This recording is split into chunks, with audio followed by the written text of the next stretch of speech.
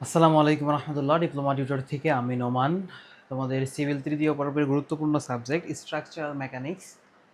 এই মেকানিক্সে আমরা প্রথম চ্যাপ্টারের দ্বিতীয় লেকচার। এই লেকচারে আমরা এই অধ্যায়ের কয়েকটা ম্যাথ করব। মূলত এই অধ্যায়ের ম্যাথগুলো শেষ করতে আমাদের দুইটা পার্ট প্রয়োজন। আমরা নেক্সট লেকচারে আরও কিছু ম্যাথ সলভ করে শেষ করে দিব। আজকের ভিডিওর মাধ্যমে আমরা তিনটা টাইপের ম্যাথ এখানে সলভ করব, যে তিনটা টাইপই খুবই গুরুত্বপূর্ণ এবং তিনটার মধ্যে মিডে এবং ফাইনালে পরীক্ষায় আসার সম্ভাবনা আছে একটা। ঠিক আছে, এই জন্য এই তিনটা প্রশ্ন অবশ্যই ভালোভাবে তোমাদেরকে সলভ করতে হবে। তো আমরা নর্মালি আগের ক্লাসে সূত্র বিশ্লেষণ আলোচনা সব কিছু করে ফেলছি, তারপরেও এখানে আমরা কিছু সূত্র দেখি। দেখো, আমরা পিরনের সূত্র কি দেখছিলাম? পিরন S is equal to P divided by A, এটা ছিল পিরনের সূত্র। এবং দৈর্ঘ্য বৃদ্ধি ইজ ইকুয়াল টু, বা দৈর্ঘ্য বৃদ্ধি বা হ্রাস, দৈর্ঘ্য বৃদ্ধিও হইতে পারে, দৈর্ঘ্য হ্রাসও হইতে পারে। এটাকে আমরা ডেল দ্বারা প্রকাশ করি অথবা ছোট হাতের এল দ্বারা প্রকাশ করি, P L divided by A E. Normally এটা কই থেকে আসে আমরা জানি, এটা আসে হচ্ছে ই ইজ ইকুয়াল টু, এটা তোমরা জানো, E is equal to P L divided by A L, এই সূত্র থেকে আসে। অর্থাৎ ই ইজ ইকুয়াল টু আমরা কি জানি, পীড়ন ভাগ বিকৃতি, পীড়ন ভাগ বিকৃতি, বা বিকৃতিকে আমরা এখানে কি দ্বারা প্রকাশ করতে পারি, ডেল দ্বারাই প্রকাশ করলাম। বোঝা গেছে? তাহলে পীড়ন আর বিকৃতির অনুপাত যে আমাদের স্থিতিস্থাপক গুণাঙ্কের একটা সম্পর্ক আছে, এই সম্পর্ক থেকেই মূলত আমাদের এই সূত্রটা উৎপত্তি হয়। তো তোমাকে যখন প্রশ্নের মধ্যে বলবে দৈর্ঘ্য বৃদ্ধি অথবা দৈর্ঘ্য হ্রাসের পরিমাণ বের করো, তখন তুমি ইজিলি এই সূত্র প্রয়োগ করে ওই ম্যাথটা সলভ করে ফেলতে পারবা।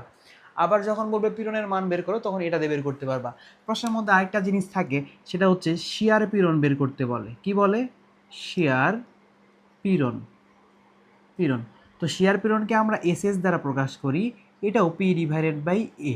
তো এই এর মধ্যে একটু পার্থক্য আছে। এই এর সূত্র হচ্ছে পাই ডি টি। কেন? কারণ শেয়ার কখন হয় জানো? ধরো এটা একটা থিকনেসের কোনো কিছু একটা এখানে আছে, হ্যাঁ, তো এটা আগে এই পর্যন্ত ছিল, কিন্তু এরপরে উপরে লোড দেওয়ার ফলে এইটুকু ছিঁড়ে নিচের দিকে পড়ে গেছে, তাই হবে না? তুমি যখন এর উপরে অধিক পরিমাণ লোড দিবা, সেই লোডের ফলে এটা কি হবে, এই জায়গাটুকু ছিঁড়ে নিচে পড়ে যাবে। তাহলে দেখো তো এটার একটা থিকনেস আছে কি না? অবশ্যই আছে, থিকনেস, একটা পুরুত্ব আছে। আর পাইডি মানে কি দেখো, পাইডি মানে হচ্ছে, ধরো নর্মালি এটা যদি তুমি টপ টপ থেকে দেখো, এরকম একটা ধরো জায়গা ছিল, সেটা এরকম গোল ছিল। তুমি এই গোল মানে এই গোল বরাবর তুমি একটা লোড প্রয়োগ করছো, এই গোল বরাবর কি করছো, একটা লোড প্রয়োগ করছো, ওই গোলটুকু ছিঁড়ে নিচের দিকে পড়ে গেছে। তাহলে এই যে দেখো, এই বৃত্তের একটা পরিধি আছে না? বৃত্তের একটা কি আছে? পরিধি আছে। তো বৃত্তের পরিধির সূত্র হচ্ছে পাই ডি, এটা তোমরা জানো। বৃত্তের পরিধির সূত্র কি? পাই ডি। তাহলে পাই ডির সাথে যখন আমরা টি থিকনেস গুণ করে দিচ্ছি, তখন কিন্তু আমরা যেইটুকু জায়গায় ছিঁড়ে পড়ে গেল, সেইটুকুর ক্ষেত্রফলটা পাচ্ছি। বুঝাতে পারলাম? এটা আমাদের হচ্ছে শেয়ার পীড়নের ক্ষেত্রে নিয়ম। তো শেয়ার পীড়নের ক্ষেত্রে যখন তুমি ক্ষেত্রফলটা বের করবা, তখন অবশ্যই পাই ডিটি ব্যবহার করতে হবে তোমাকে। পাই ডি এবং টি ব্যবহার করতে হবে।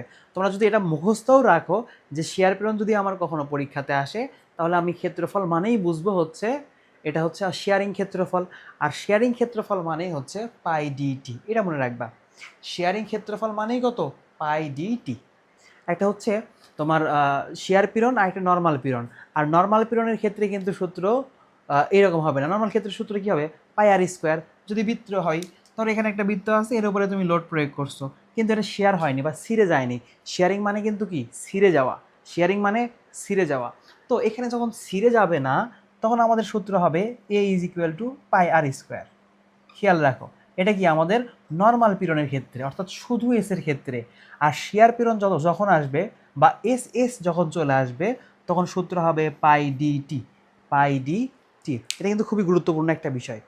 ঠিক আছে, এই জিনিসটা তোমরা খুব ভালোভাবে একটু খাতার মধ্যে নোট করবা। শেয়ারিং পীড়নের ক্ষেত্রে ক্ষেত্রফল পাই ডিটি, আর যদি নর্মাল পীড়ন হয় তাহলে ক্ষেত্রফল A is equal to pi r square.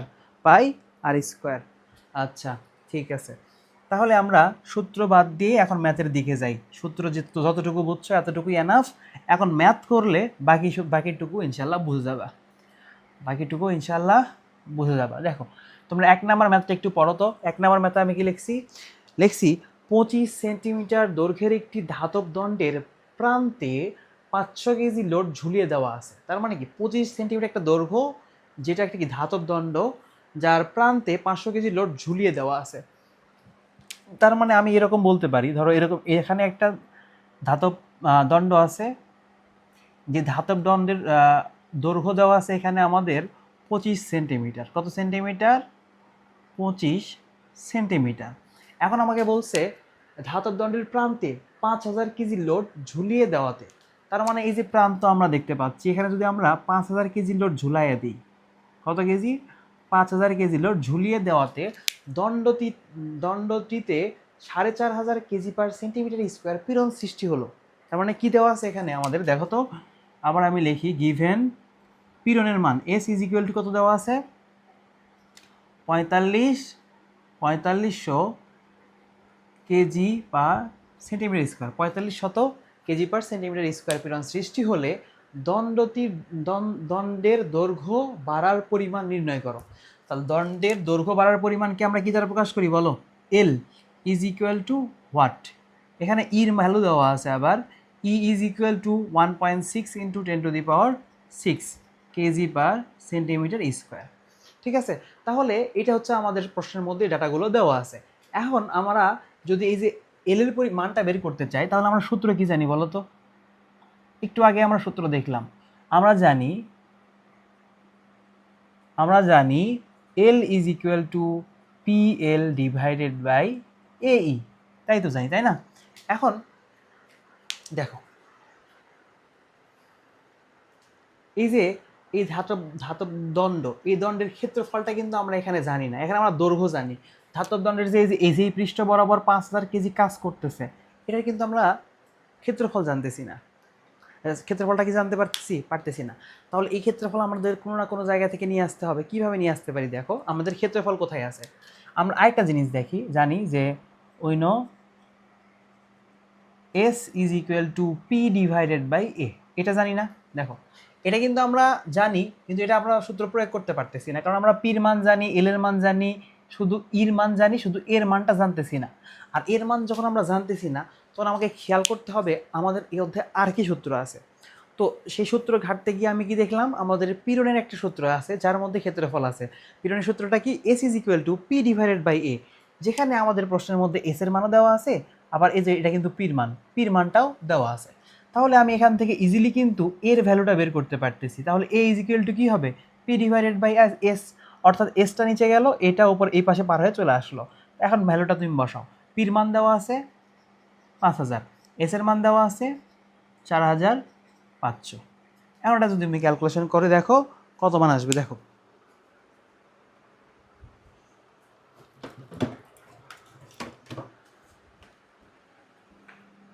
তাহলে 5000 ভাগ 4500 শত, তাহলে 1.11 সেন্টিমিটার স্কোয়ার। ঠিক আছে, এটা আসলো কি? ক্ষেত্রফল। এখন আমরা এই ক্ষেত্রফল থেকে কি বের করব? এখন আমরা এই ক্ষেত্রফল থেকে বের করব হচ্ছে আমাদের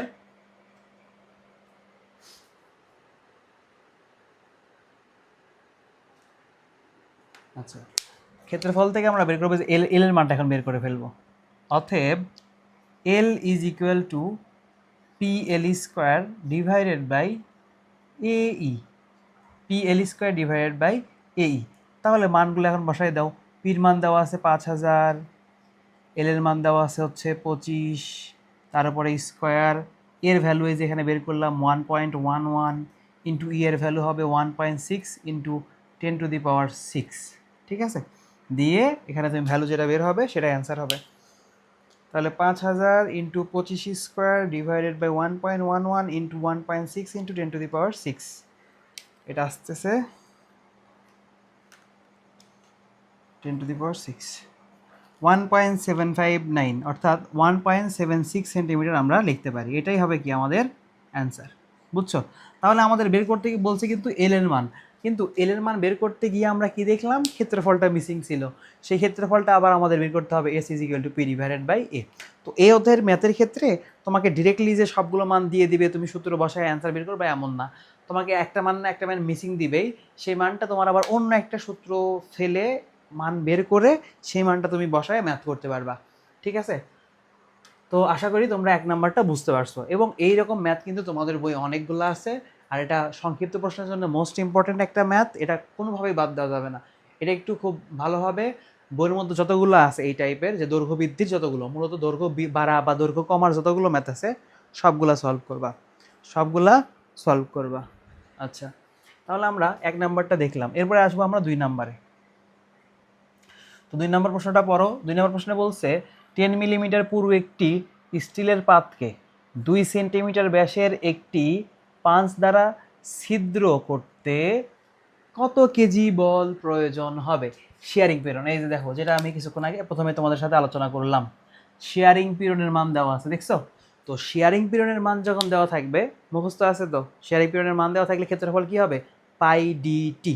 এখানে দেখো থিকনেস দেওয়া আছে 10 মিলিমিটার পুরু। পুরু মানে কি? পুরুত্ব। পুরুত্বর ইংলিশ কি? থিকনেস। তার মানে এখানে যে মানটা দেওয়া আছে সেটা মান দেওয়া আছে কি, যে টি এর ভ্যালু দেওয়া আছে। তাহলে আমরা এটা চিত্র না আঁকায় কিন্তু খুব ইজিলি সলভ করতে পারবো। দেখো 2 এর সলভ কি বলছে আমাদের? 10 মিলিমিটার পুরু। তাহলে গিভেন কি দেওয়া আছে আমাদের এখানে? Thickness T is equal to 10 millimetre. Okay, এখন দেখো এই যে এই ইউনিটগুলো যেগুলো আছে সেইগুলোর দিকে একটু খেয়াল রাখবা। এটা যখন 10 মিলিমিটার পুরু হচ্ছে তখন পাত হয়ে যাচ্ছে 2 সেন্টিমিটার ব্যাস। আর একটা ম্যাথ করতে নিয়ে তুমি কি এক একটা মান এক এক ইউনিটে বসাবা, একটা মিলিমিটারে বসাবা, একটা সেন্টিমিটারে বসাবা, একটা মিটারে বসাবা, এরকম করবা না? এরকম কখনো করা যাবে না। তাহলে কি করতে হবে? যদি আমি মিলিমিটারে নেই তাহলে আমাকে সবগুলোকে মিলিমিটারে নিতে হবে, হুইচ ইজ টাফ। কারণ এখানে কেজি পার সেন্টিমিটার স্কোয়ার আছে, এটাকে যদি তুমি মিলিমিটারে কনভার্ট করতে চাও এটা খুবই টাফ একটা ব্যাপার। এই জন্য কী করবা, যেটা মানে সহজভাবে আমাদের কনভার্ট করা যাবে সেটাকে তুমি কনভার্ট করে নিয়ে আসবা। তাহলে এই 10 মিলিমিটারকে যদি আমি সেন্টিমিটারে নিয়ে আসি তাহলে কিন্তু ইজি হয়ে যাচ্ছে। আর আমরা কি জানি বলো? আমরা জানি 10 millimetre is equal two 1 centimetre. তাহলে এখানে 10 মিলিমিটার আছে, আমরা ডিরেক্টলি এটাকে কি লিখতে পারবো? 1 সেন্টিমিটার। বাস, এটুকু করতে হবে। যদি তুমি 10 মিলিমিটার দিয়ে করো তাহলে ম্যাথ ভুল হবে। ঠিক আছে? আচ্ছা, বলছে পুরো একটি স্টিলের পার্টকে 2 সেন্টিমিটার ব্যাসের, তার মানে ডি এর ভ্যালু দেওয়া আছে, তাহলে D is equal two 2 centimetre. আচ্ছা, একটি পাঞ্চ দ্বারা ছিদ্র করতে কত কেজি বল প্রয়োজন হবে? তার মানে আমাকে কি বলছে? পি এর ভ্যালু বের করতে বলছে। P is equal to what? এবং লাস্টে কি দিছে? শেয়ার পীড়ন 200 কেজি পার সেন্টিমিটার স্কোয়ার। তাহলে S is equal to S is equal to 200 KG per centimetre square. তাহলে আমরা সূত্র কি জানি? We know that S is equal to P divided by A. এটা একটু লিখবা এস। আমি সূত্র লেখার সময় এটা লিখে দেওয়া উচিত ছিল, তোমরা লিখে নিও এস। কেন? শেয়ারিং ক্ষেত্রফল আর নর্মাল ক্ষেত্রফল কিন্তু এক না, আমি দেখাই দিলাম তোমাদের। এই জন্য শেয়ারিং ক্ষেত্রফলটা তোমরা আলাদাভাবেই বের করবা। ঠিক আছে? শেয়ারিং ক্ষেত্রফলটা তোমরা আলাদাভাবেই বের করবা। তাহলে এস এর জন্য এস ইজ ইকুয়াল টু কি লিখবো? পাই ডি টি। তাহলে পায়ের মান পাই থাকলো, ডি এর মান 2 ইন্টু টি এর মান 1, তাহলে 2 পাই। ঠিক আছে? এখন এখানে তুমি ভ্যালু বসাই দাও। পি সমান সমান আমরা এখন কি লিখতে পারবো? দেখো, পিটা যদি আলাদা রাখি, এসটা যদি এর সাথে গুণ করে দিই তাহলে এস ইন্টু কী হবে? এস। তাহলে এস এর মান হচ্ছে 200, এর সাথে এস এর ভ্যালু 2 পাই, গুণ করে দাও। বাস, যেটা আসবে সেটাই আনসার। 200 গুণন 2 পাই, 1256.64 কেজি, এটাই অ্যান্সার। ঠিক আছে? এইটাই অ্যান্সার। বুঝতে পারছো? এটা কিন্তু খুব সহজ ছিল। তোমাদের এই ম্যাথগুলো সংক্ষিপ্ততে আসে, একটা ম্যাথ অবশ্যই আসবে। এই জন্য অবশ্যই তোমাদের কীভাবে ভালোভাবেই করতে হবে, এই ম্যাথগুলো তোমাদের অবশ্যই ভালোভাবেই করতে হবে। আচ্ছা, এখন আজকের লাস্ট ম্যাথ এটা খুবই গুরুত্বপূর্ণ একটা ম্যাথ। এটার অনেকগুলো উদাহরণ আছে বইয়ের মধ্যে, দেখবা। এটা শুধু এইভাবেই না, এটা যেমন উপর থেকে লোড করতেছে, এটা ঝুলায়ও থাকতে পারে। দুইটা ম্যাথ সেম। এটা আমি করাই দিব, আরেকটা যেটা সেটা তোমরা নিজেরা করবা। ঠিক আছে? আচ্ছা, তাহলে যদি উঠাই নিয়ে থাকো তাহলে মুছে দিলাম।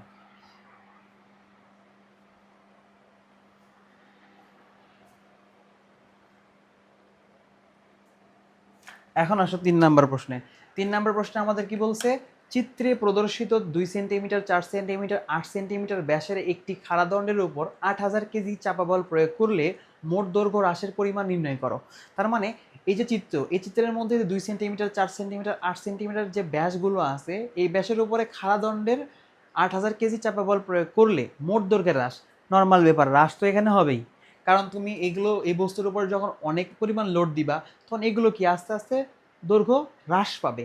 কিন্তু একটা জিনিস খেয়াল করো তো, এখানে 3টা সেকশন আছে, 3টা সেকশনের মধ্যে কি 3টাই সমান পরিমাণ হ্রাস পাবে, মানে সমান পরিমাণ দৈর্ঘ্য কমবে? প্রশ্নই আসে না, কারণ এখানে তো সবগুলোর ক্ষেত্রফলই আলাদা। তো যখন ক্ষেত্রফল আলাদা হবে তখন তোমার দৈর্ঘ্য বৃদ্ধি বা হ্রাসের পরিমাণ চেঞ্জ হয়ে যাবে। দৈর্ঘ্য বৃদ্ধি হ্রাসের পরিমাণ বা বৃদ্ধির পরিমাণ যখন চেঞ্জ হবে তখন আমাদেরকে কি করতে হবে, এটার জন্য আলাদাভাবে দৈর্ঘ্য বৃদ্ধি পরিমাণ বের করতে হবে বা হ্রাসের পরিমাণ বের করতে হবে, এটার জন্য আলাদাভাবে হ্রাসের পরিমাণ বের করতে হবে, এটার জন্য আলাদাভাবে হ্রাসের পরিমাণটা বের করতে হবে। ঠিক আছে, তো আমরা এখানে একদম শর্টে কীভাবে লিখতে পারি দেখো, আমরা এটা কিন্তু শর্টকাটে করতে পারি। 3 নম্বরের সলভ, দেখো 3 নম্বরের সলভ আমাদের যেহেতু বের করতে বলছে কিসের মোট দৈর্ঘ্য হ্রাসের পরিমাণ, তাহলে আমরা প্রথমেই লিখব দৈর্ঘ্য হ্রাসের পরিমাণ